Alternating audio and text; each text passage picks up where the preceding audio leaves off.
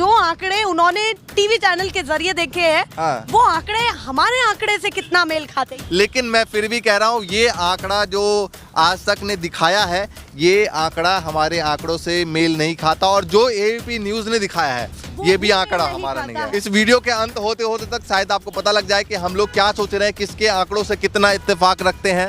तो अब सीधे हम अपने आंकड़ों पर आते हैं। तमाम आज तक, एबीपी, दैनिक भास्कर, न्यूज़ 24, तमाम चैनल्स के एग्जिट पोल आने के बाद हमारे आंकड़े क्या कहते हैं, और मैं चाहता हूं अब रिवील कर दिया जाए, कर दें।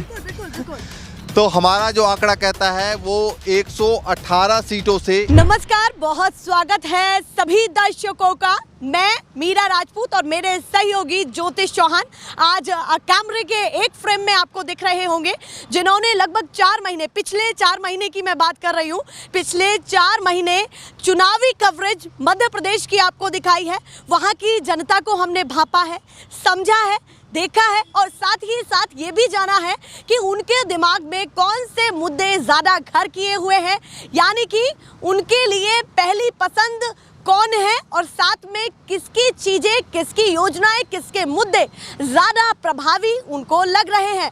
पर इस बीच में अब बहुत महत्वपूर्ण चीज़ें ये हो गई हैं कि जिस तरीके से 5 राज्यों के चुनाव अब खत्म हो चुके हैं, विराम लग चुका है, उसके बाद जिस तरीके से एग्जिट पोल सामने आए हैं, उस एग्जिट पोल ने नींदें सबसे पहले तो नेता नगरी की हराम कर दी है, नींदें उड़ा दी हैं। यहाँ पर मैं यही कहूँगी, बिल्कुल जनता की भी नींदें उड़ा दी हैं, और साथ ही साथ जो रिपोर्टर्स या फिर हम जैसे तमाम पत्रकार जो ग्राउंड पर उतरे हुए थे, हालात जान रहे थे, उनके दिमाग में भी बहुत सारे प्रश्न चिन्ह लगा दिए हैं इन आंकड़ों के जरिए।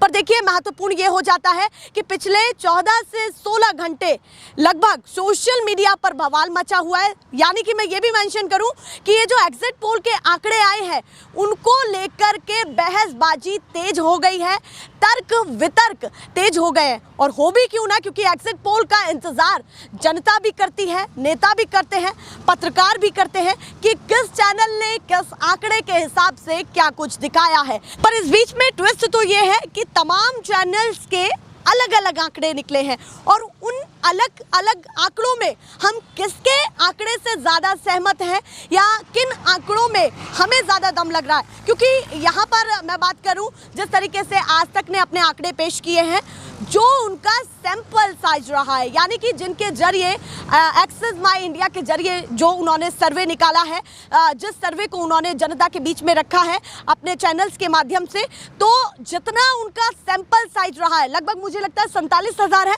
47,000 के करीब सैंपल साइज है, उतना तो हम लोगों से on camera, behind the camera, of camera ये हम बातचीत कर चुके हैं। यानी कि आप सोचिए कि सैंपल साइज हमारा भी उतना ही है बातचीत करने का, जितना उन्होंने प्रोवाइड कराया है जनता को, और जो करोड़ों जनता कल से देख रही है। तो उसी पर थोड़ी सी चर्चा करने के लिए मैं और मेरे साथी कुछ यहाँ पर आंकड़े लेकर के आए हैं, पूरी वीडियो में आपको दिखने वाले हैं।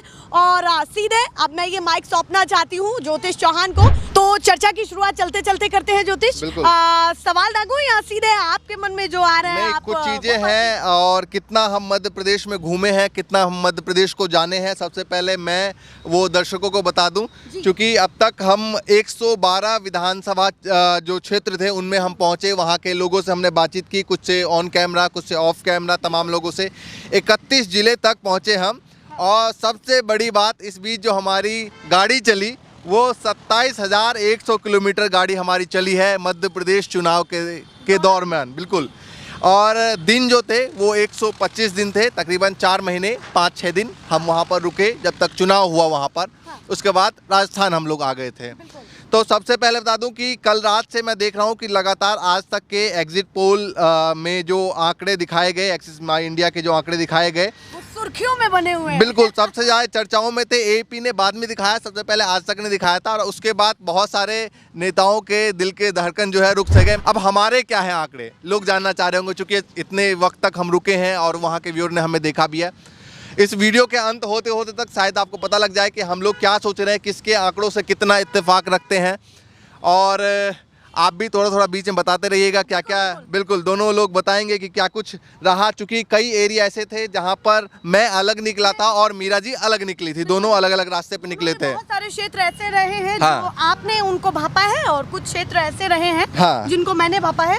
पर मैं यहाँ चाहती हूँ कि जनता जिस चीज का पहले इंतजार चाहती है कि जो आंकड़े उन्होंने टीवी चैनल के जरिए देखे हैं, हाँ। वो आंकड़े हमारे आंकड़े से कितना मेल खाते हैं, यानी कि जो भापा है हाँ। उसमें कितना अंतर है या फिर कितना सिमिलर मैं है। अभी नहीं बताऊंगा, बस इतना हिंट दूंगा मैं कि जो ये आज तक के आंकड़े हैं 140 से लेकर 162 बीजेपी, 68 से लेकर 90 कांग्रेस, इस आंकड़े से हमारा आंकड़ा बिल्कुल अलग है। बिल्कुल है हाँ, तो अभी नहीं बताऊंगा, वो लास्ट तक बताएंगे और क्यों है वो भी बताएंगे। यहाँ पर मैं मेंशन करना चाहती हूँ, आप दिखा रहे हैं हाँ। तो इस चीज को मैं यहाँ पर मेंशन करना चाहती हूँ हाँ। कि ये यहाँ पर बीजेपी को जितनी सीटें हाँ। एक्सिस माय इंडिया के जरिए दी गई हैं, यानी कि जो आज तक ने दिखाया है, तो उनकी जो सीटें हैं वो बहुमत से शुरुआत होती है, यानी कि मिनिमम जो सीटें भाजपा को दी गई हैं उनकी शुरुआत ही मिनिमम से है। बिल्कुल। और वहीं कांग्रेस पर अगर ज्योतिष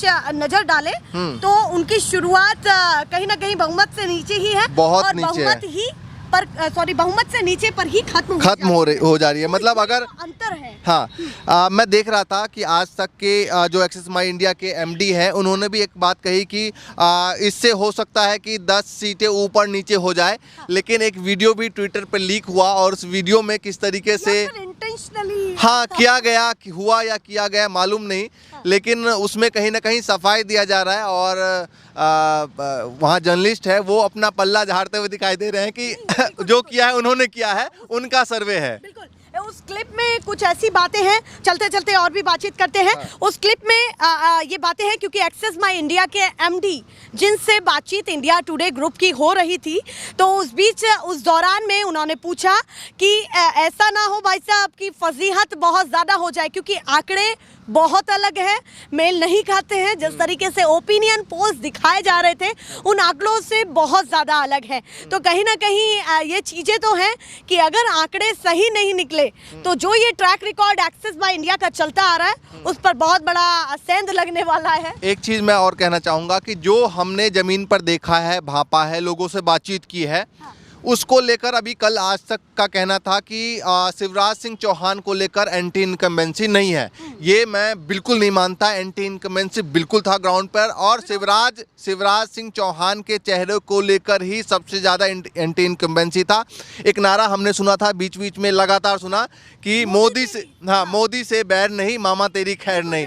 तो लोकसभा चुनाव को लेकर मध्य प्रदेश को और राजस्थान में भी हमने देखा यही चीज़ कि लोग जो मोदी के चेहरे पर वोट करना चाह रहे थे, लेकिन वो अभी नहीं, विधानसभा चुनाव में नहीं, लोकसभा चुनाव में। तो मामा के चेहरे को लेकर एंटी इनकम्बेंसी बहुत ज़्यादा था। ये आज तक ने जो कहा वो बिल्कुल मैं इस बात से इत्तेफाक नहीं रखता हूँ अपने आप को। 5 राज्यों के चुनाव में सबसे महत्वपूर्ण ये बातें हैं कि जो मध्य प्रदेश के आंकड़े दिखाए गए हैं एग्जिट पोल में, वो चर्चाओं का विषय बने हुए हैं। बहरहाल मैं 4 राज्यों की बात ना करते हुए जिस राज्य को हमने सबसे ज़्यादा भापा है उसी पर ही जाती हूँ। बार बार एग्जिट पोल में एक बात का जिक्र किया जा रहा था कि वुमेन कार्ड की जो बातें हो रही थी कि जो उनको 1250 रुपये मिल रहे हैं या फिर जो उनको प्रोवाइड की जा रही है योजना के जरिए धनराशि जो प्रोवाइड की जा रही है उसका असर है, और महिलाओं ने बहुत ज्यादा। देखिए, इस मामले में मुझे लगता है कोई भी चैनल है इस मामले में फिसल सकता है थोड़ा सा, क्योंकि हम भी जब बात कर रहे थे और जब चुनाव जिस दिन हो रहा था उस दिन हमने भी यही बात की थी कि महिलाओं के मामले में हो सकता है मध्य प्रदेश का आंकड़ा थोड़ा बहुत इधर या उधर हो सकता है, क्योंकि जब भी हम गाँव में जा रहे थे दोपहर के वक्त, शाम के वक्त या फिर दिन के वक्त, वहाँ महिलाओं से हमारी मुलाकात बहुत कम हो पाई। जो हमने दिखाया अभी महिलाएं 2, 4, 5, 10 ऐसी वीडियो होंगी जिसमें बातचीत की हमने। बाकी पुरुषों से हमने बातचीत की, पुरुषों का कहना था कि इसका कोई इम्पैक्ट नहीं पड़ेगा, लेकिन महिलाओं के मन की बात हम नहीं जान सकते क्योंकि वो घर के अंदर थी। दूसरी बात, पुरुष जितने भी थे वो इस चीज़ से थोड़े चिढ़े हुए थे। आपको लगा होगा देखने में कि उनको थोड़ी सी जेलसी की भावना होती है कि भाई जेलस होते हैं कि भैया भांजों के लिए क्या किया, या फिर मामा ने हमारे लिए क्या किया, सालाओं के लिए क्या किया, ये तो बहनों के लिए किया है अपने आप में। तो मुझे लगता है कि इस मामले को लेकर हम भी और तमाम जो पत्रकार ग्राउंड पर थे वो भी थोड़ा सा फिसल सकते हैं 2-4 सीटों का। 2-4 सीटों में बात करूं तो वेब पोर्टल्स तमाम टीवी चैनल्स इस चीज़ का जिक्र बार बार कर रहे हैं कि महिलाओं का फर्क है, और ये मैं बिल्कुल मान सकती हूँ कि बहुत सारी सीटें ऐसी रही हैं ये आंकड़ों में जिन भी पर दिखाया है। महिलाओं का मतदान बहुत अच्छा खासा 12 सीटें ऐसी थी जिसमें 5% से ज़्यादा मतदान किया महिलाओं ने। 34 सीटें ऐसी थी जहां पर पुरुषों से ज़्यादा किया, चाहे वो कहीं 5% का रहा, कहीं 3, कहीं 1.5, कहीं 1, कहीं आधा भी रहा है, तो 34 सीटें ऐसी।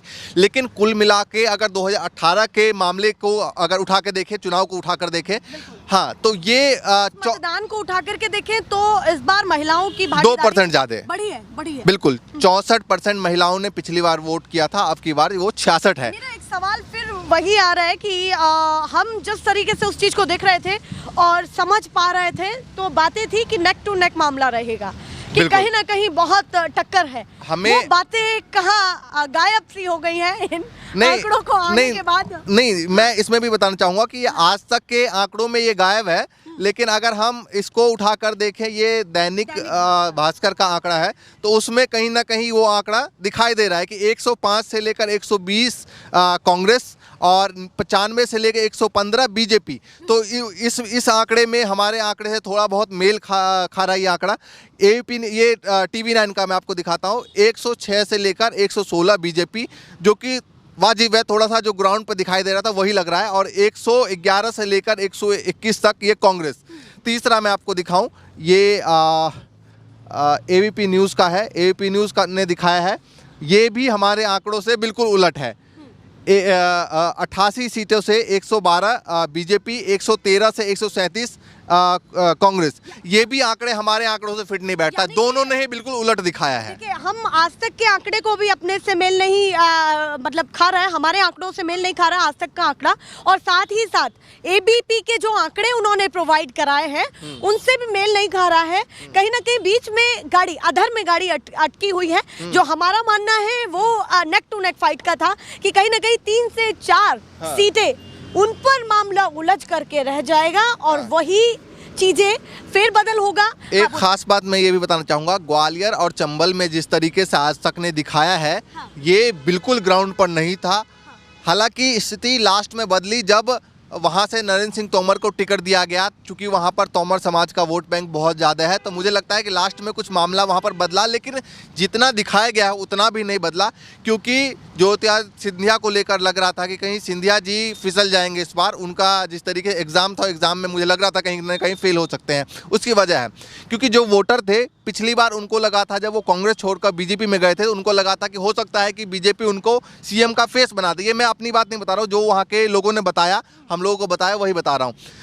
उनको लगा था कि सिंधिया जी को CM का फेस बना दिया जाएगा। बाद में जब वो CM नहीं बने तो उनको लगा था कि अब हो सकता है कि नेक्स्ट टाइम में उनको चेहरा बना दिया जाए या फिर उनको कहीं ना कहीं आगे रखा जाए। लेकिन जब उनको टिकट नहीं दिया गया तब जाकर नाराजगी थी। जो सिंधिया समर्थक भी थे वो कहते थे कि अगर हो सकता है ये निर्दलीय चले जाते तो ज़्यादा बेहतर रहता, इस बार हम लोग उनको जिताते। जहां नुकसान हुआ है वहां लाभ भी हुआ है। नहीं, मैं ऐसा मानता हूं कि सिंधिया जी का कवरअप नरेंद्र सिंह तोमर ने जाकर कर लिया। हाँ। जो जितना उनको लेकर नाराजगी थी, बिल्कुल वो उतना ग्वालियर चंबल में उन्होंने कर लिया। दूसरी बात एक और बताऊं कि ग्वालियर चंबल में 3-4 जगह ऐसी रही जहां पर कांग्रेस ने बाद में, जो पहले हमने माहौल देखा कुछ और था, और जब टिकट बंटवारा हो गया, चाहे वो सुमावली विधानसभा हो, वहाँ पर कांग्रेस का वोट काटा है आखिरी वक्त में। वो हमने देखा, वहाँ पर ग्राउंड पे चल भी रहा था।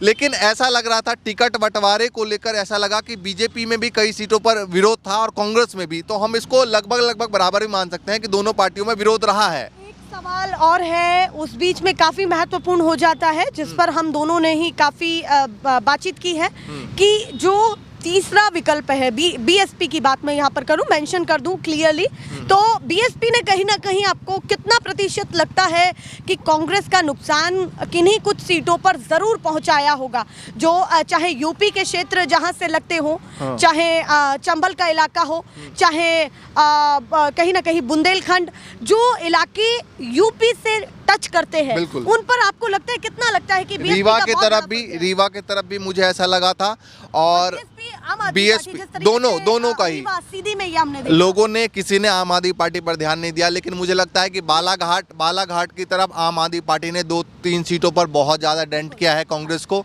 दूसरी तरफ बात करें अगर हम ग्वालियर चंबल, तो ग्वालियर चंबल में आप कई सीटों पर ऐसे गई थी जब आपने आके बताया था कि वहाँ पर बीएसपी का बहुत ज़्यादा प्रभाव है। दूसरा, दिमनी में जहाँ से नरेंद्र सिंह तोमर को उतारा गया था, तो पहले लगा था कि वहाँ उतारने से पहले, जब उनको टिकट नहीं दिया गया था, उससे पहले लग रहा था कि बीजेपी कहीं ना कहीं दूसरे नंबर पर जाएगी, बीएसपी तीसरे नंबर पे और कांग्रेस पहले नंबर पे जाएगी वहाँ पर। लेकिन नरेंद्र सिंह तोमर को जब टिकट दिया गया तो ऐसा लगा कि कांग्रेस दूसरे पे और बीजेपी पहले नंबर पे रहेगी। लेकिन वहाँ पर एक गुर्जर को लेकर जो लड़ाई थी, जो एक हत्या हो गई थी, उसके बाद ऐसा लगा कि कांग्रेस कहीं ना कहीं तीसरे नंबर पर ना पहुँच जाए और बीएसपी वहाँ पर पहले नंबर पे ना पहुँच पाए। कहे तो दूसरे तीसरे पायदान का ये जो गेम था बीएसपी और कांग्रेस में चल रहा था वहाँ पर, वो उनके लिए बड़ा नुकसानदायक मुझे लगता है कि रहेगा। और भी ये गेम मुझे लगता है जो लोग पहले वहाँ पर पहुँचे होंगे कवर करने के लिए ग्वालियर चंबल में, उसको कुछ और माहौल दिखाई दिया होगा। 15 दिन बाद कुछ और माहौल बना टिकट देने के बाद नरेंद्र सिंह तोमर को और बड़े चेहरों को, और लास्ट के वक्त में कुछ और माहौल बना, क्योंकि वहाँ पर बीजेपी और कांग्रेस से दोनों से नाराज हो गए थे लोग। वहाँ पर बीएसपी को तीसरा विकल्प चुन लिया था।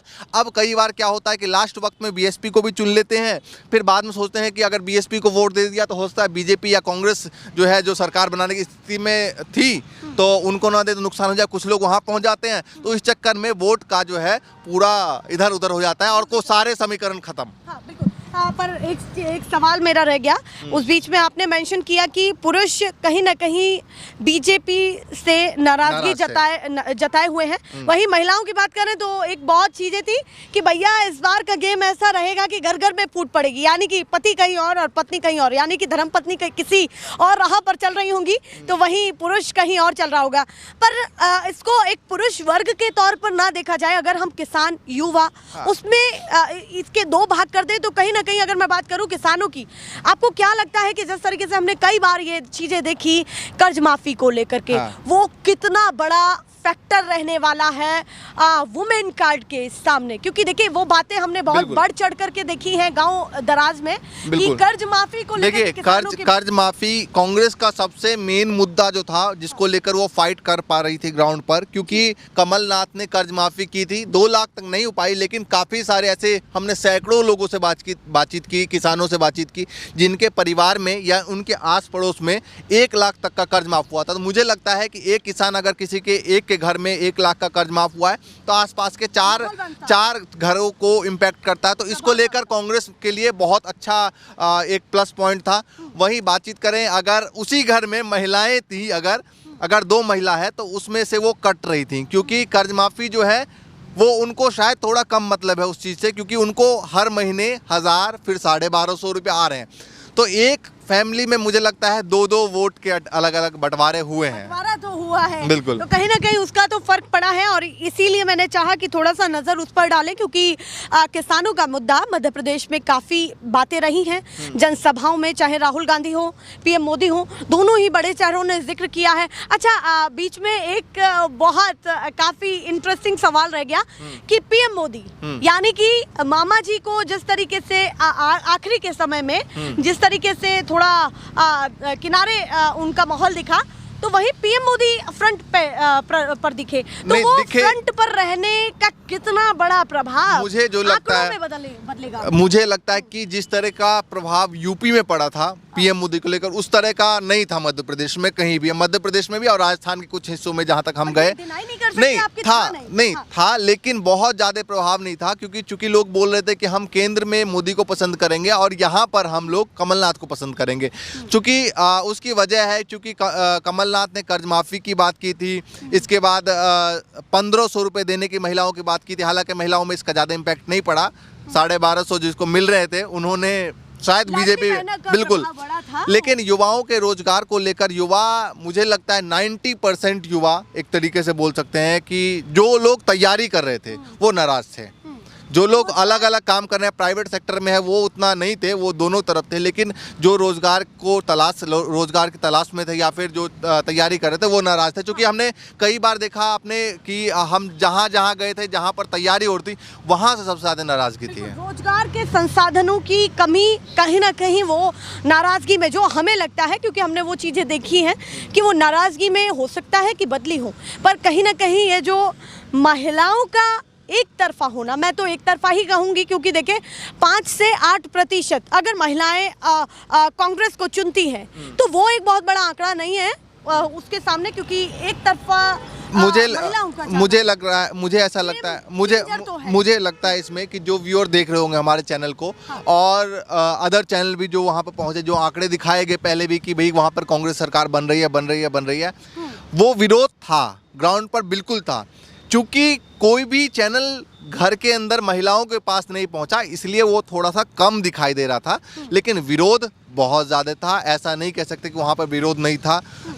चूँकि 18 साल की सरकार थी, बीच में उस चीज़ को लेकर भी नाराज़गी थी कि 15 महीने की सरकार को बीच में गिरा दिया गया। अगर कांग्रेस सरकार पूरे 5 साल चल जाती तो हो सकता है इस बार बीजेपी आती और आने वाले 10-15 साल फिर चलती। लेकिन लोगों के अंदर था कि हो सकता है कि एक बार हम चुना हमने सरकार को, वो कुछ बेहतर कर पाती। ऐसा तो नहीं कि जिस तरीके से कांग्रेस बार बार हुंकार भर रही थी हर जनसभाओं में, आपने भी, मैंने भी, और जनता जो हमें देख रही है इस समय, उन्होंने भी सुना कि इस बार जनता चुनाव लड़ रही है। उसके चक्कर में कांग्रेस ने एक ढील छोड़ दी ग्राउंड पर।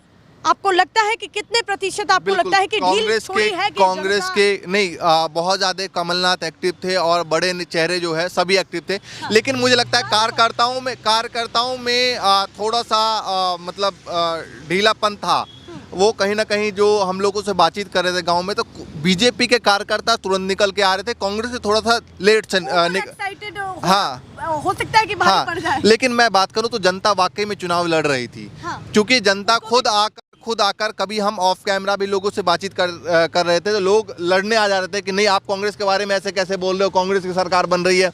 तो ये चीज़ चाय की दुकान पे, नुक्कड़ पे, हर जगह दिख रहा था कि मामा को लेकर नाराजगी वहाँ पर थी। एक चीज़ और मैं वहाँ पर मेंशन करना चाहूँगा, बीजेपी के जो कार्यकर्ता थे, ऐसे हम तकरीबन 20 गांव में गए जहां पर बीजेपी के कार्यकर्ता थे और पिछले 20 साल से थे। उनका ये कहना था कि यहाँ के लोकल जो विधायक हैं वो हमारी नहीं सुनते और पार्टी हमारी बात नहीं सुनती, इसलिए चुपचाप इस बार हम कांग्रेस को वोट करवाएंगे। बिल्कुल ऐसा भी था, बिल्कुल ऐसा था। तो मुझे ऐसा लगता है कि बीजेपी के कार्यकर्ता ही बीजेपी को हराने पे लगे हुए थे। हालांकि अब रिजल्ट पता लगेगा क्या है। तो कहीं ना कहीं उसी हिसाब से, अगर उसी हैसियत से बात करूं तो हमारी भी काफी नेक टू नेक सर्वे रही है एक्सेस माई इंडिया के जरिए। हाँ। तो जिस तरीके से उनका सैंपल साइज था, हमारा भी लगभग इतना ही होगा। बिल्कुल हो सकता है कि उससे, बिल्कुल हो सकता है उससे ज़्यादा हो सकता है थोड़ा बहुत कम भी हो, चूँकि उन्होंने जो आंकड़े निकाले हैं वो कागज़ पे निकाले हैं और हमने जो किए हैं बात वो विधानसभा में हैं, वो कैमरे पर दिखे। बिल्कुल, और लोगों के मुद्दे जाने हैं। क्योंकि कई बार क्या होता है कि वो आंकड़े जो वो लिखे जाते हैं वो एक सिर्फ मुद्दा कि आप किसको वोट करेंगे, उस मुद्दे को लेकर देखकर लिख दिया जाता है। हमने जो बात किए हैं वो अलग अलग मुद्दे टच करते हैं, चाहे वो किसानी का मुद्दा हो, अलग अलग मुद्दा हो। क्योंकि हम एक व्यक्ति से लगभग 3 मिनट उनकी बातों को सुनना,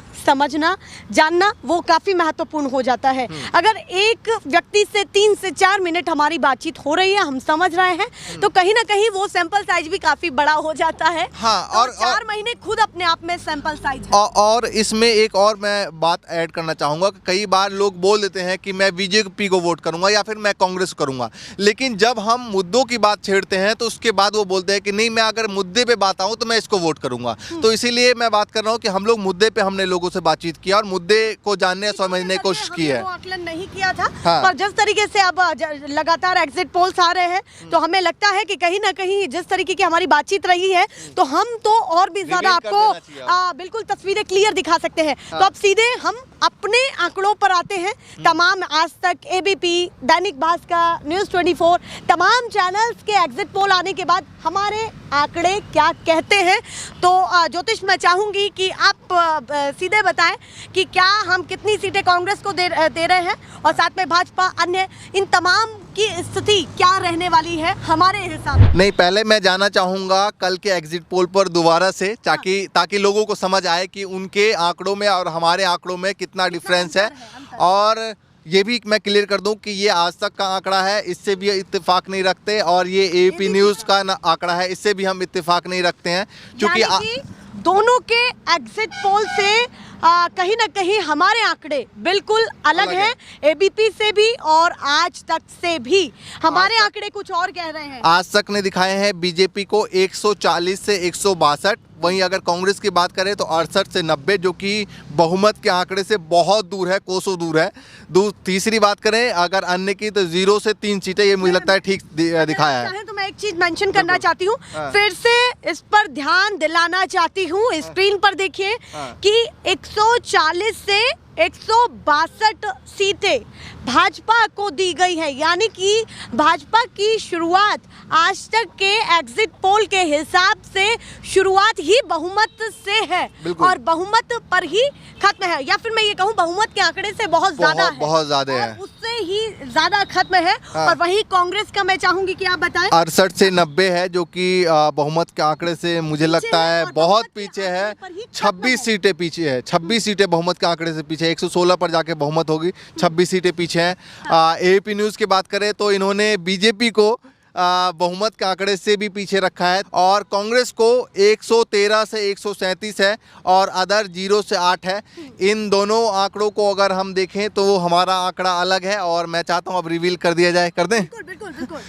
तो हमारा जो आंकड़ा कहता है वो 118 सीटों से 128 सीटों के बीच में कांग्रेस को आनी चाहिए हमारे हिसाब से। बिल्कुल, जो हमने ग्राउंड पर देखा है वो हम बता रहे हैं। और बीजेपी की बात करें तो मुझे लगता है कि 100 सीटों से लेकर 115 या 16 सीटों तक बीजेपी जा सकती है। हाँ। तो बिल्कुल आंकड़ा हमने उस हिसाब से दिखाया है जो हमने ग्राउंड पर देखा है। देखिए, सरलता से हमारी पत्रकारिता रही है, और उसी आंकड़े के हिसाब से हम बात करें तो हमारे आंकड़े या फिर जो हमारी टीम ने जिस तरीके के हालात ग्राउंड पर देखे, कहते हैं कि ग्राउंड के सर्वे से ज़्यादा बड़ा कोई सर्वे नहीं होता है। जो हमारी बातचीत लोगों से हुई है, स्टूडियो की अलग दुनिया होती है और ग्राउंड पर। मैं स्टूडियो का ही जिक्र करूंगा। कल एक्सेस माई इंडिया के जो एमडी थे वो बैठे हुए थे, और राजदीप सरदेसाई और तमाम हाँ बिल्कुल, राहुल कमल बैठे हुए थे। उन्होंने कहा कि ऐसा ना हो फजीहत हो जाए, खेल हो जाए, फजीहत हो जाए। तो उन्होंने भी यही बात का जिक्र किया था कि अपन तो ग्राउंड पर काम करते हैं, और जो लोगों ने बताया वो हमने दिखाया। तो उसी तरीके से जो लोगों ने कहा वो हमने दिखाया है। बाकी कितना उसके पीछे लोगों को तमाम पार्टियों का योगदान रहा ले जाने तक, मतदान केंद्र तक बीजेपी का कितना योग, बिल्कुल, और कितना कांग्रेस का रहा। सबसे मजबूत बूथ का ही सारा खेल होता है बिल्कुल अंतिम समय में। हाँ। तो कहीं ना कहीं वो सारी चीजें हैं। आम आदमी पार्टी का प्रभाव मुझे लगता है 3 से 4 सीटों पे बिल्कुल रहेगा, और बीएसपी का प्रभाव 15 सीटों तक जा सकता है। बिल्कुल जा सकता है, पर ये यहाँ पर मैं कहूँ तो जो हमारे आंकड़े कहते हैं वो यही कहते हैं कि 3 से 4, ज़्यादा मार्जिन नहीं है दोनों के आंकड़ों में। भाजपा और कांग्रेस में अंतर 3 से 4 या 5 सीटों का फेरबदल रहेगा, और उन्हीं के बीच में गेम चेंजर वाली भूमिका मुझे लगता है अन्य की भी रहेगी।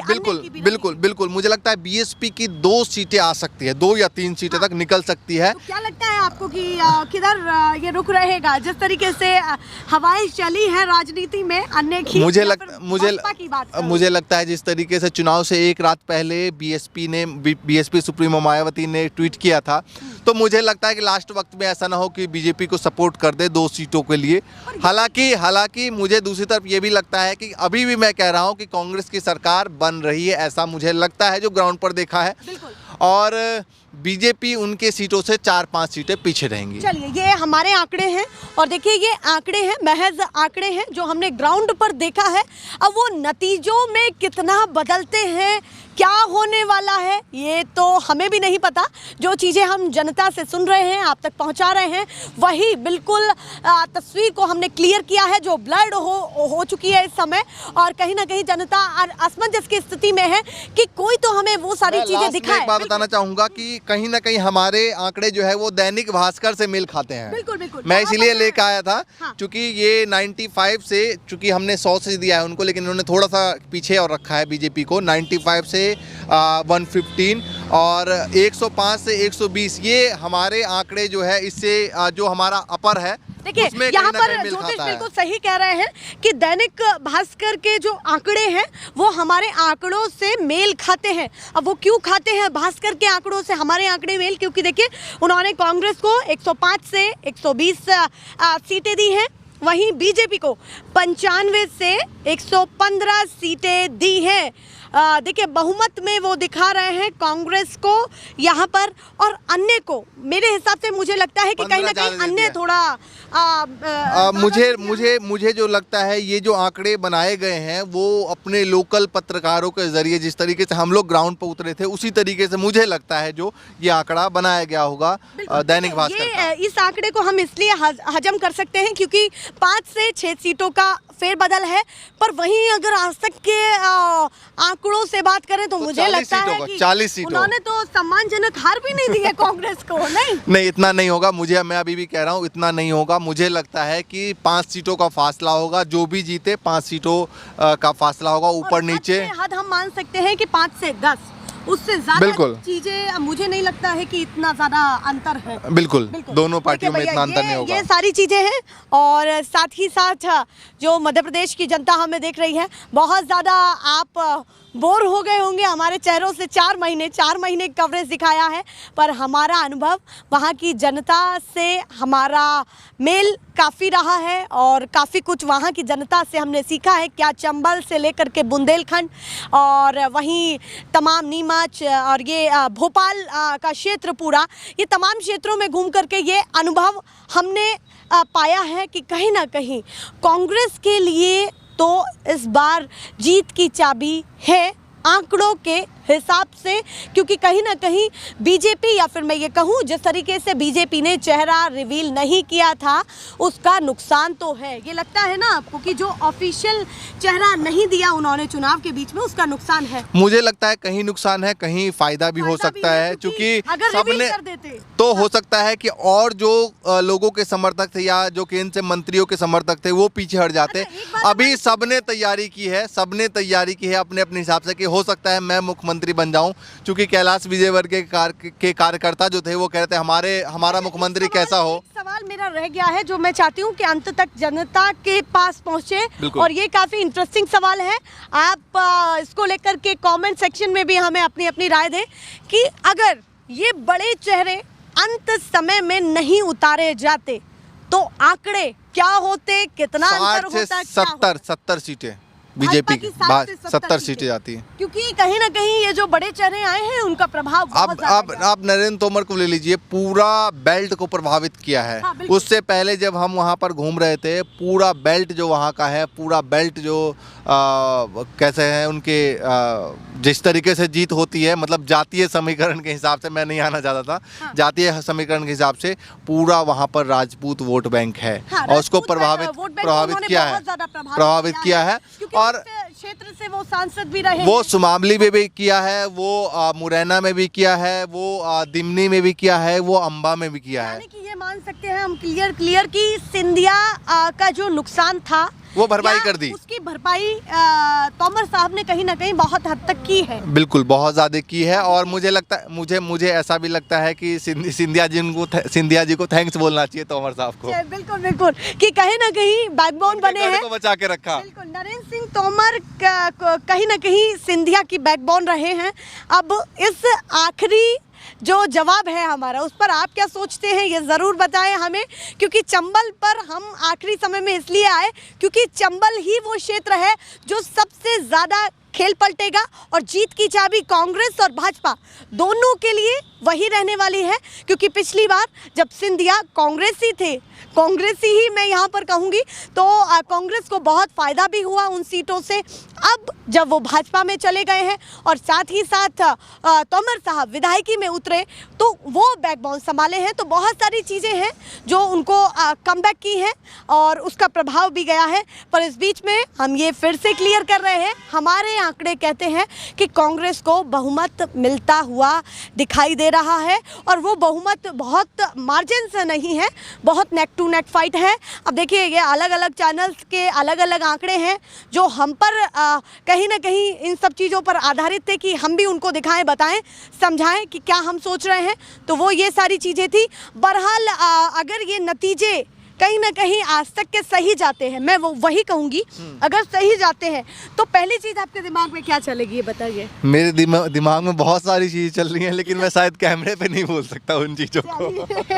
तो अब ये हमारे आंकड़े कहते हैं जनता क्या सोचती है, हमारी कवरेज को लेकर के क्या सोचती है, जो हमने कैमरे पर दिखाया है उसको लेकर के क्या सोचती है, और ये सरल सटीक पत्रकारिता आपको कितनी अच्छी लगी वो भी हमें ज़रूर बताएं।